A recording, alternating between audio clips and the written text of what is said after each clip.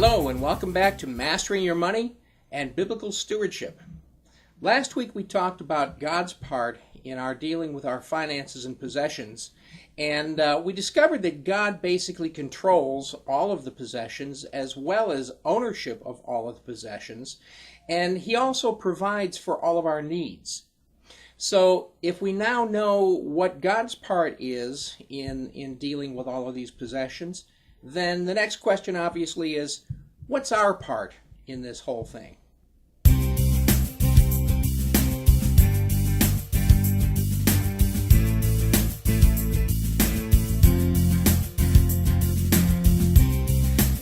The one word that best describes our part in dealing with possessions and finances is steward.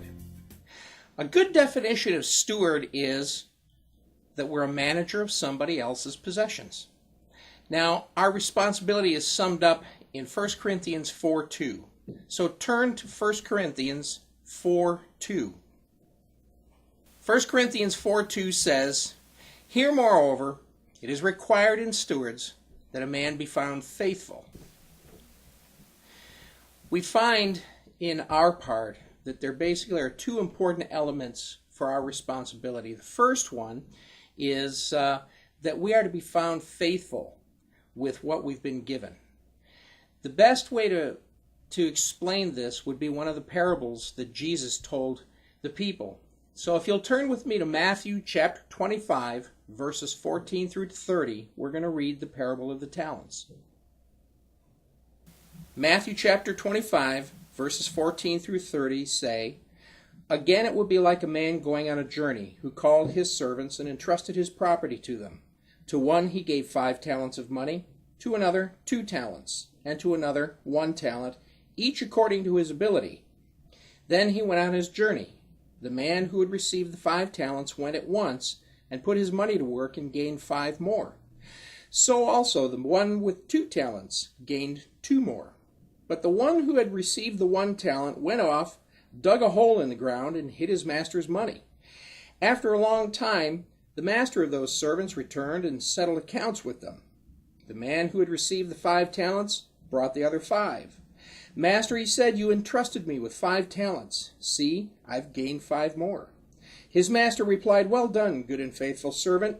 You've been faithful with a few things. I'll put you in charge of many things.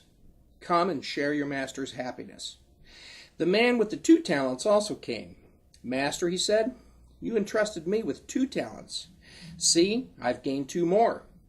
His master replied, 'Well done, good and faithful servant. You've been faithful with a few things. I'll put you in charge of many things.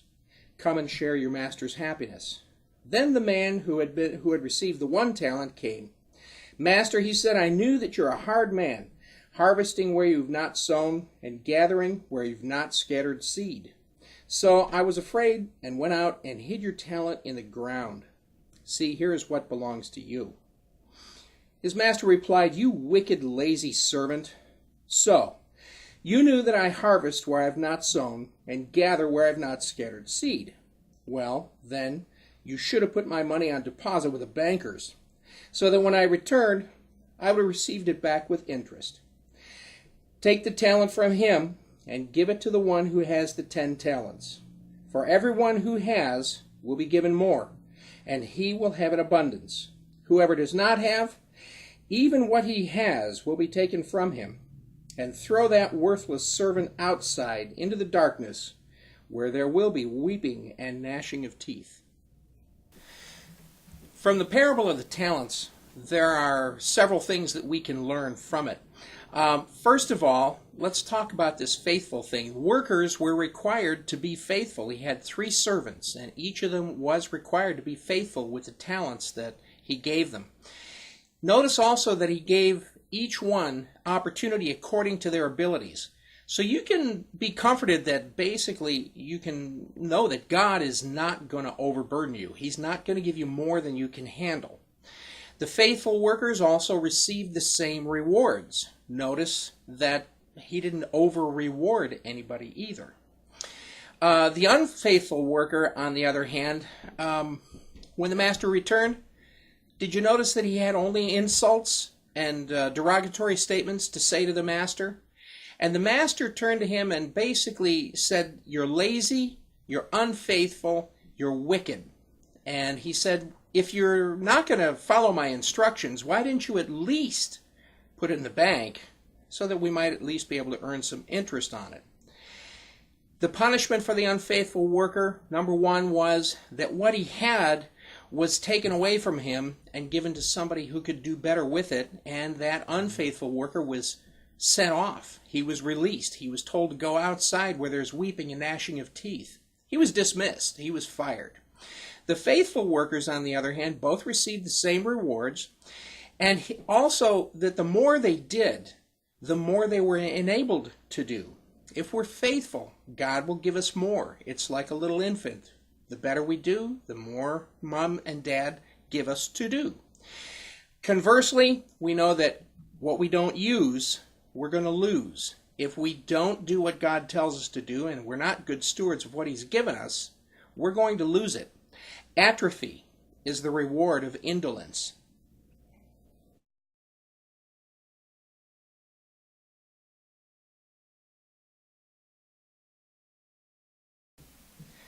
Point number 2 is that we need to be aware that we have to be faithful in all areas of our finances and possessions. In the church, we're taught how to handle the 10%, but we also need to know how to handle the other 90%, and unfortunately that part we're being taught how to handle it from the world, which results in some very painful consequences often.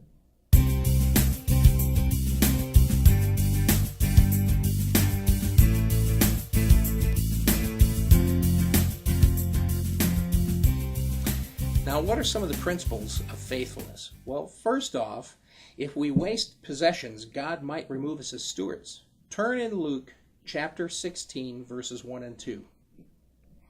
Luke 16, 1 and 2 says, "There was a rich man whose manager was accused of wasting his possessions. So he called him in and he asked him, 'What is this that I hear about you? Give an account of your management, because you cannot be manager any longer.'" First of all, notice that we're going to be held accountable for our management of his possessions. Also, your waste might become public. Others might find out about it, and you also might be removed as steward. Another principle of faithfulness is that we must be faithful even in little things. Turn with me to the book of Luke, chapter 16, verses 10 and 11. "Whoever can be trusted with very little can also be trusted with much, and whoever is dishonest with very little will also be dishonest with much. So if you've not been trustworthy in handling worldly wealth, who will trust you with true riches?" Faithfulness in a small thing is a big thing. And a third principle of faithfulness is that we must be faithful with another person's possessions. Go one verse further in the book of Luke, in chapter 16, go to verse 12. "And if you've not been trustworthy with someone else's property, who will give you property of your own?" Now ask yourself some questions. When you're at work, do you find yourself picking up pens and pencils, papers, paper clips, stamps, whatever it might be, at your employer's expense?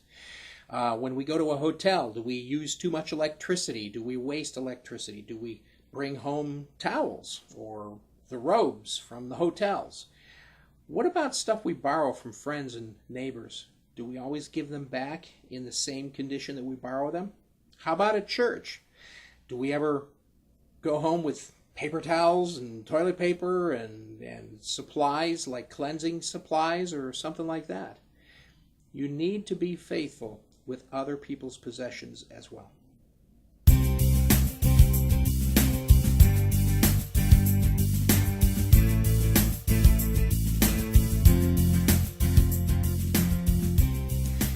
So let's talk for a moment about what the benefits are of being faithful with our money. First of all, we're going to enjoy a more intimate fellowship with Christ. Remember in the parable of the talents that the master told the faithful stewards, "Come and share your master's happiness." We're going to be closer to Christ by being faithful with what He's given to us. It's also going to develop our character. Now, for instance, either the person is going to become master of the money, or the money is going to become master of the person? Which one are you going to be? And then finally, we're going to have our finances in order. Obviously, that's going to be a big benefit for us personally.